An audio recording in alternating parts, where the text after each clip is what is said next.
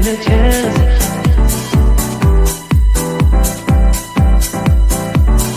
Telling me to dance, taking a chance. Hi, everybody. Hi. Welcome to Isn't It Romantic? Yes. We're so excited. We're excited to see you guys today. Our March author slipped a little bit into April, but that's okay because life happens, and we know it happens for you too. So we are all so excited about our author today. She's already with us. And we all loved your book, Diana. So introducing me, I'm Jennie Marts. I write Western romance. I write cowboys and cozy mysteries. Here's a couple of my cozy mystery series. I write hot cowboys and spicy hockey players. And my newest book is Lost and Found Cowboy, just came out. It's part of the Lassiter Ranch series. And super excited about that. So, Abbie. Hi, everyone. I'm Abbie Roads. I write dark romantic thrillers, and I really loved Diana's book. Talk about dark romantic thriller, right? My books, I have a little stack of them here. I have Dangerous Dreams and Broken Dreams and Shattered Dreams and Defying Evil and Capturing Fate if you want more dark romantic thrillers.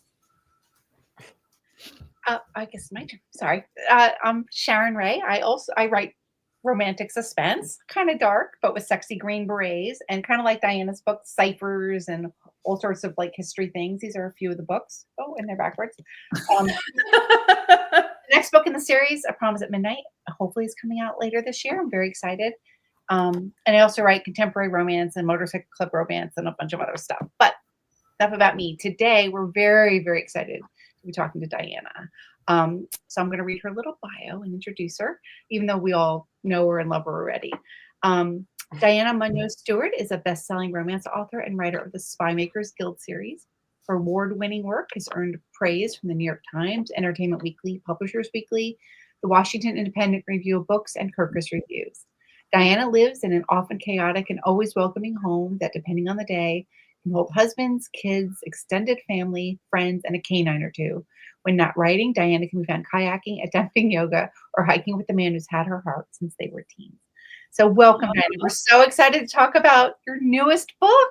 It was wonderful. Thanks, guys. I appreciate that. Absolutely. And I have to explain the whole intro issue. They have a new thing here now where StreamYard will play your intro for you.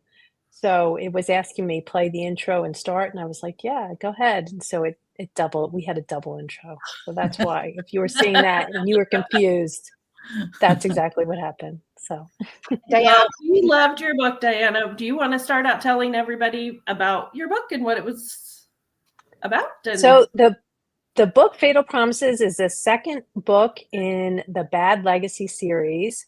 And the whole premise of all four books, there are going to be four books in this series, were four different women who were put on a kill list in book one. And so you think it's just random. They're just accidentally on this kill list and they have nothing to do with each other. But you end up finding out at the end of book one that, oh, actually their mothers knew each other. And so then in the next book, you find out a little bit more. And so each book is separate, have their own little drama, their own little, fight that they have to, go up against in each book, but they're all also connected to this like larger theme. And, you can read any book, you can read it from, book two. I've had people read book two and not read book one and know exactly what's happening, but they are all connected. And book four is when we finally get to the end of how their mothers really all knew each other and why they were on the kill list. So. But did that explain the book? I don't know if that explained the series or the book. I can also explain the book. Yeah. Well, at the end of the series, will we meet the villain? The master villain in book three. You'll meet the mastermind in book three.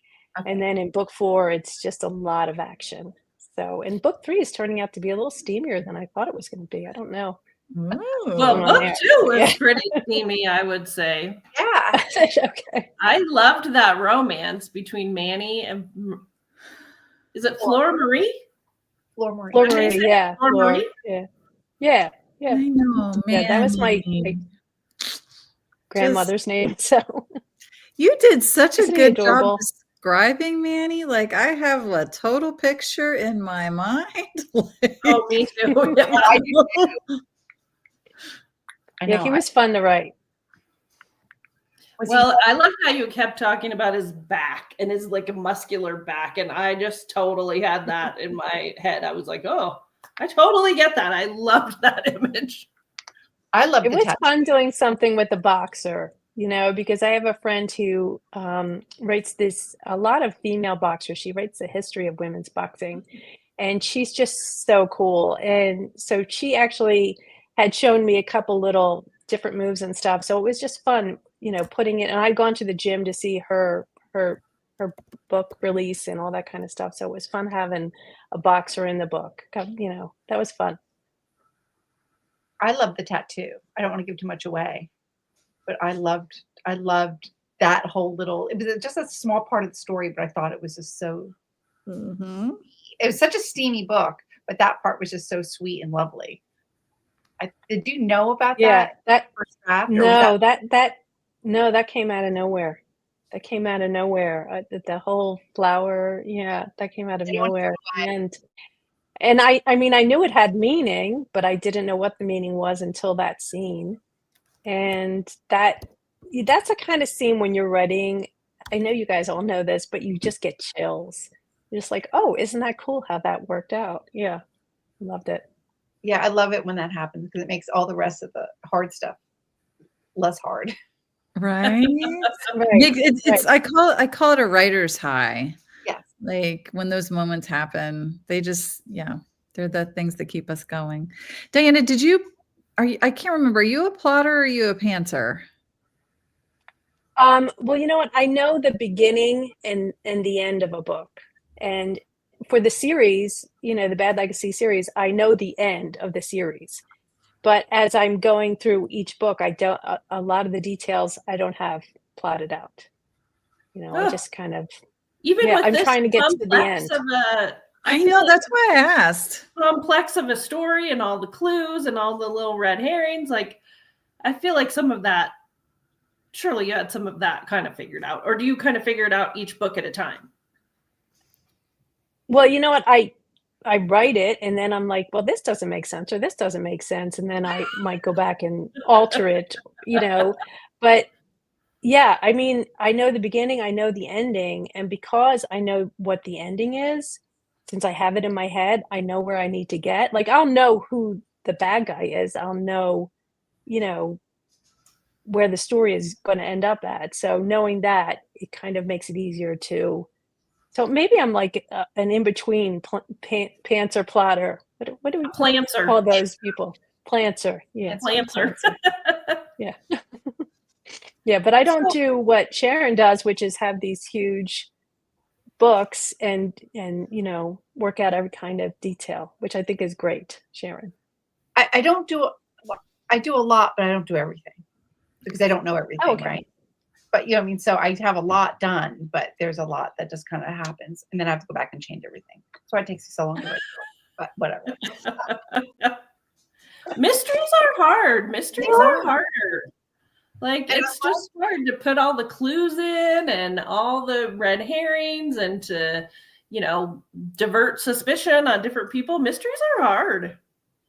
Yeah, and there was quite a twist in this one. So again, I don't want to give too much away, but there was a wonderful twist. And the twist. Oh, did I get you? You got me, but I also thought, oh no, I know what the twist is. And I was wrong. But That's the best, is when you think you know and then you're wrong. Yeah. I was kind of right, but wrong in a pretty big way. But I gave myself a pat on the back, like, oh, you're probably right. I'm the same way. I kind of had an idea, and then I was like, I was sort of right. It was the how, right? There was, and Yeah. the whole time I was thinking, I wonder if Abbie helped her on this book. I could have used Abbie's help for sure. I did not. I was not consulted. I love anything with like ciphers. Next and one. things and the things that interconnect, Mhm. especially when it's going to cross between books. I loved that. Thought it was really beautiful. Oh yeah. Yeah, was that So was that was Diana, fun. do you love ciphers and puzzles and all that too yourself? You know what? We are a puzzle family. We actually, I have to tell you guys this funny story.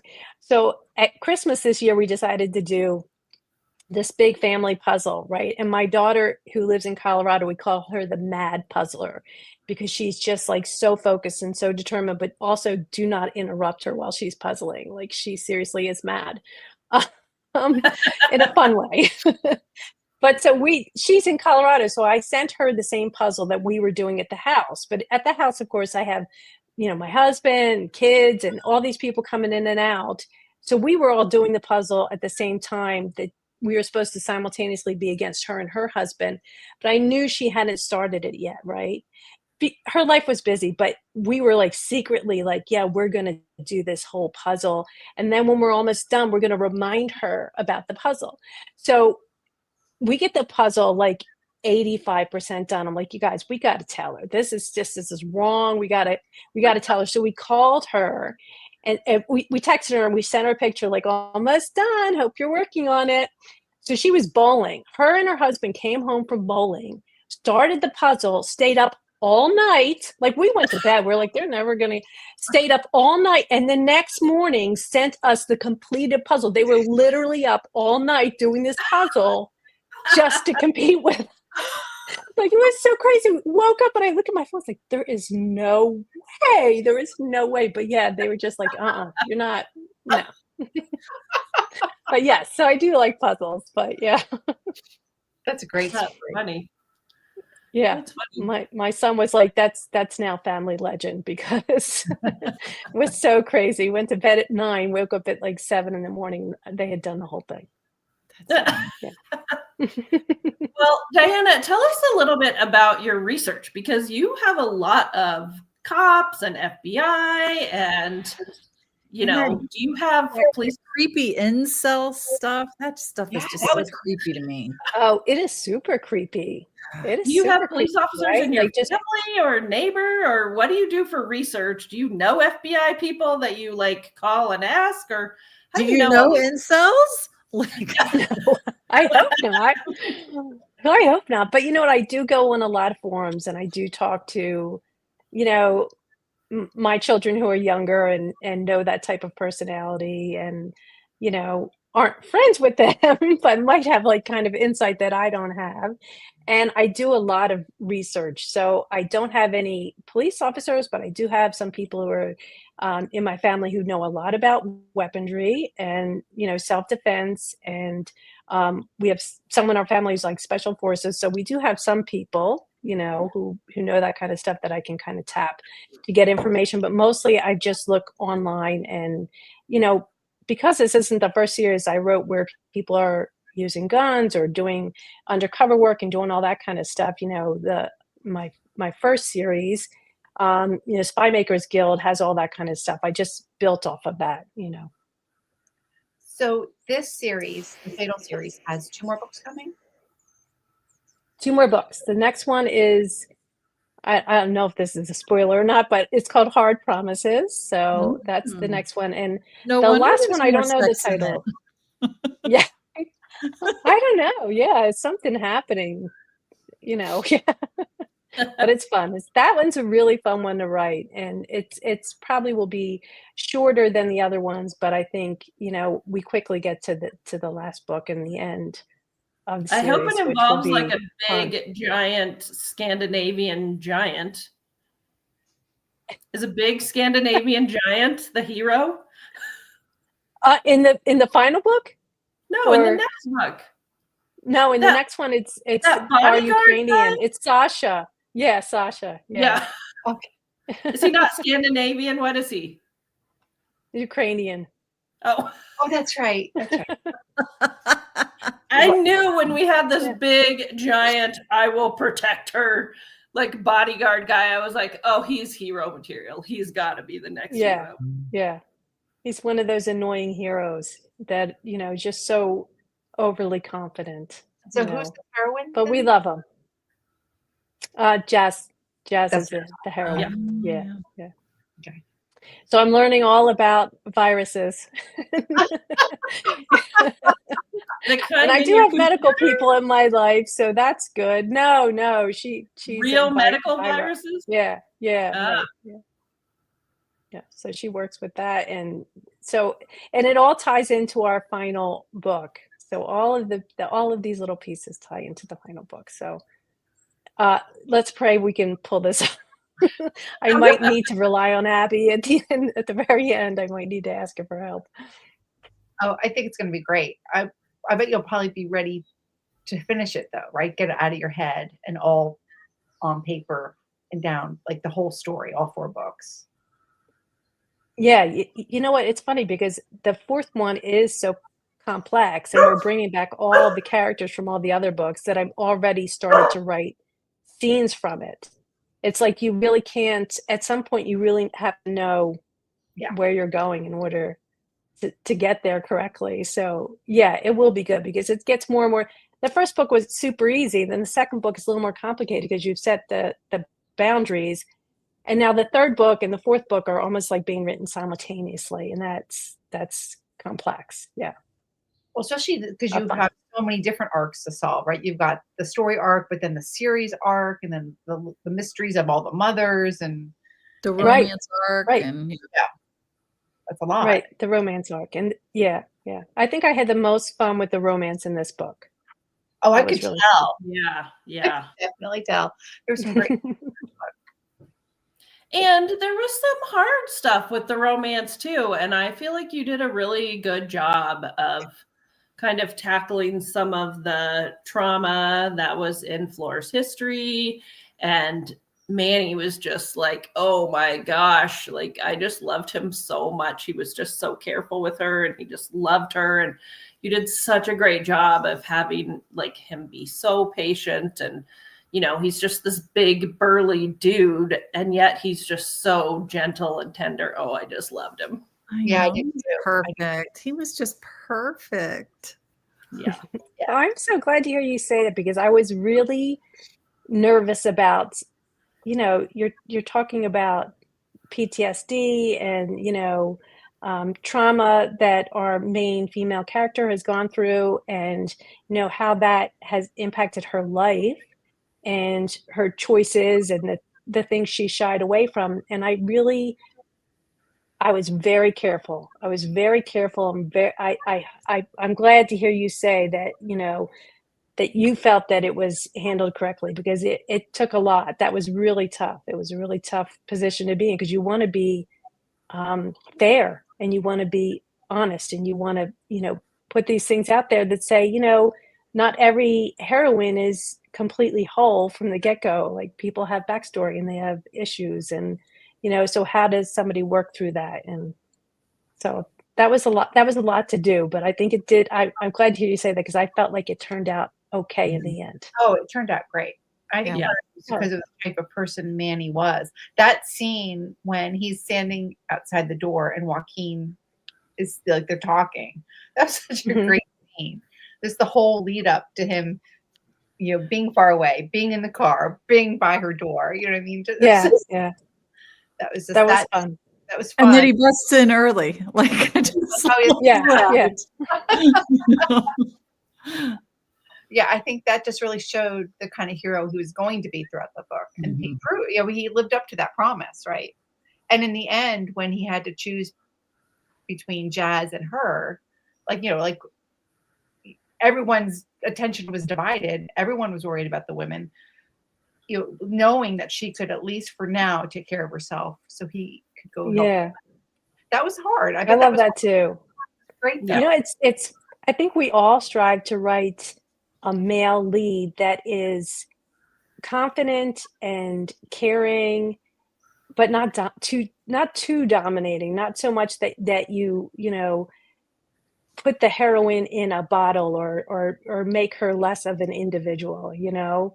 And so I'm glad to hear you say that. That's what I was striving for with him, and I think he came out really, like, came across the way I saw him in my mind, which was just confident and sincere and he's not taking any crap from people, but he's also not a pushover.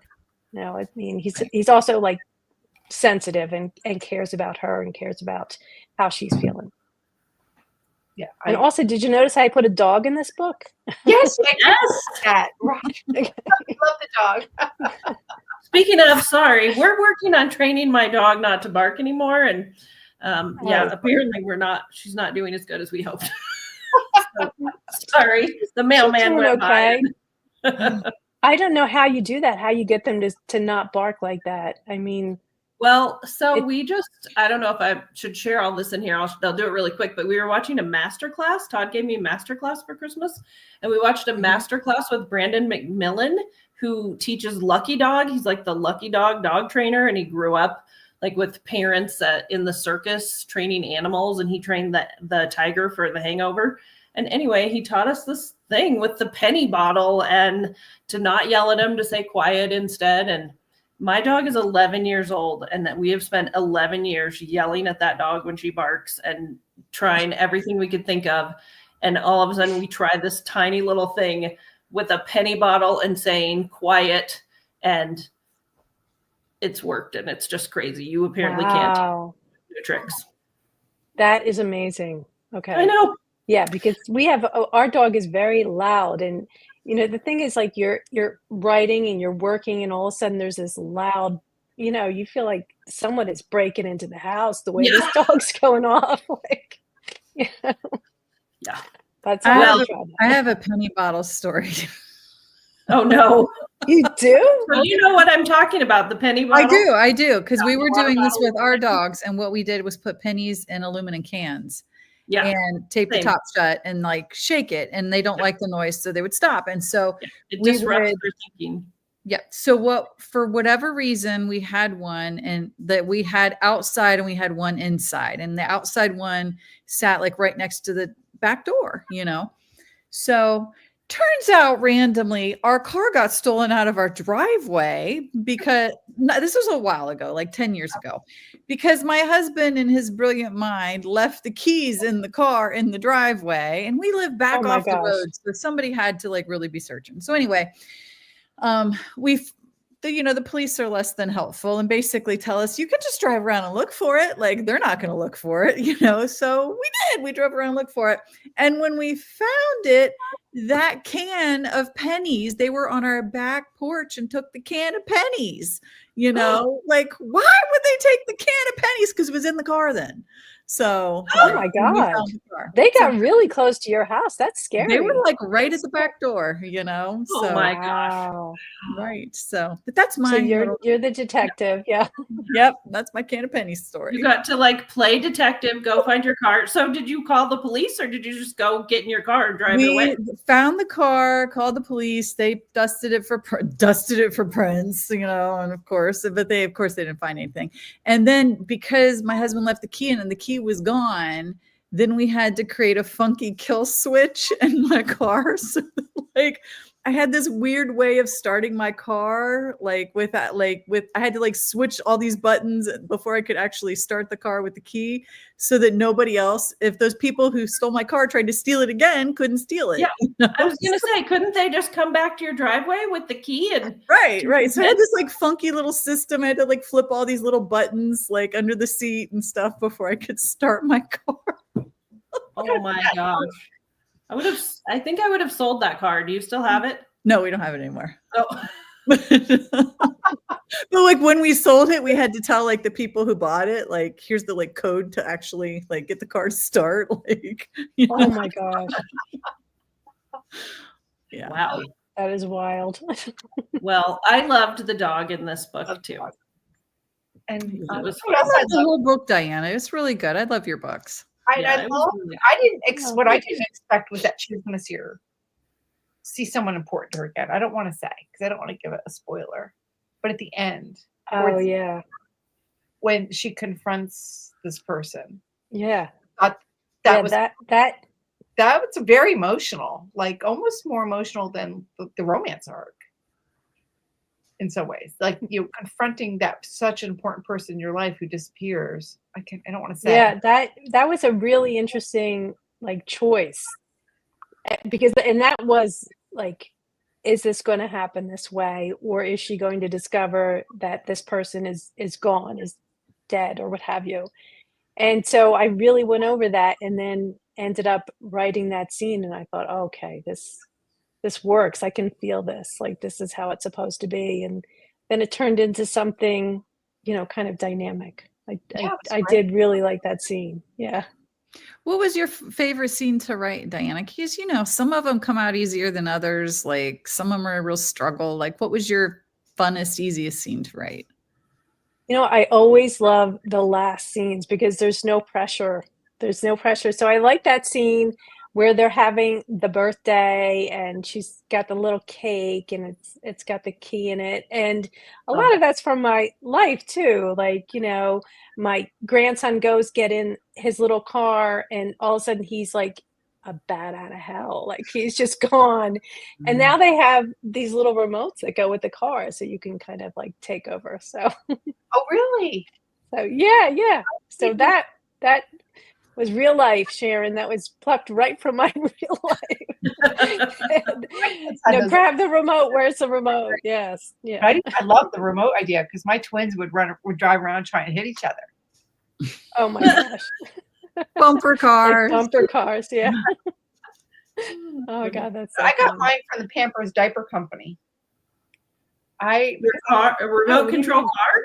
No, those little Jeeps that you get, those little tiny things. I was in the hospital and because I had twins and there was a hurricane, the Pampers person was in the hospital. And anyway, ended up becoming like a family that got like coupons, and I had to go online and say, oh yeah, I love Pampers, blah, blah, blah. Anyway, it was crazy. But to make a long story short, I ended up with two by the time they were 1 year old, I ended up with two of those little Jeeps. Oh wow. From all the Pampers that we, like all these Pampers codes. It's just kind of like the greenbacks. You remember those greenback stamps you'd put in the little book? It was something like that. Oh, that's I don't know how you kept it together to do those codes with two little ones. I mean, I wanted those Jeeps.